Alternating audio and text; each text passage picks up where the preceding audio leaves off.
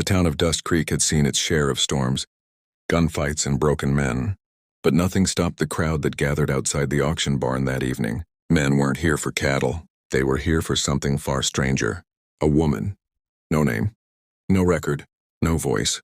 She stood barefoot on the wooden platform, wrists tied in front of her, chin lifted like someone who refused to break, even though life already had. The auctioneer slammed his hat on the table. Silent woman. No past, no trouble. Start and bid $1. Most men laughed. Some looked away. A few whispered that she was cursed. But one man didn't laugh. Clint Maddox, a quiet rancher known more for grief than words, stepped forward slowly. His boots crushed the dust like it belonged to him. $3, he said. The barn went silent.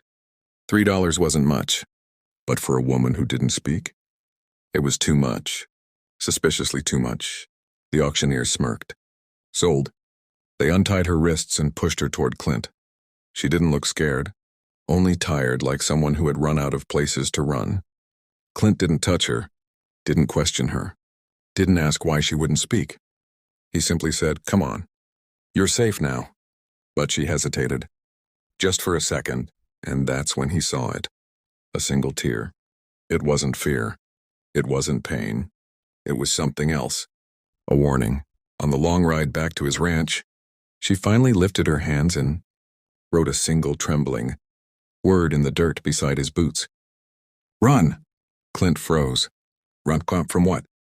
She slowly opened her palm. Burn marks. Fresh. Circular. The kind used by a gang known only as the Iron Wolves, men who carve their ownership into skin. Clint's jaw tightened. "So, they're coming for you."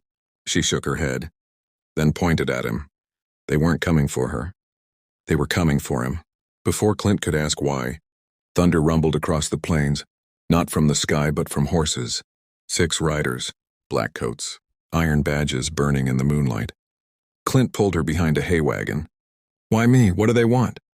Her lips trembled, and for the first time she forced out a whisper, barely a breath. "Because I'm not the one they sold." A pause. "I was sent to save you." Clint felt the ground shift beneath him. The silent woman wasn't a victim. She was a warning disguised as a stranger. And her tear wasn't sorrow. It was the beginning of a truth he wasn't ready for. A truth riding straight toward them with guns drawn.